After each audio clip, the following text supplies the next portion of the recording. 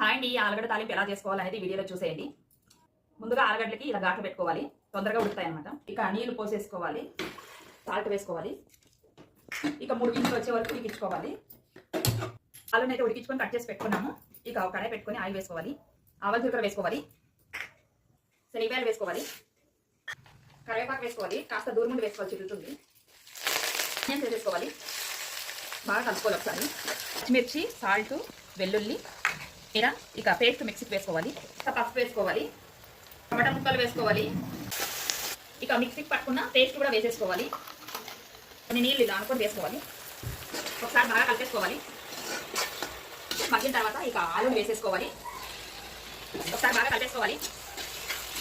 ఇక ఆలుగడ్డ అయితే రెడీ అయిపోయింది. టేస్ట్ ఎలా ఉందనేది మా వారు చెప్తారు.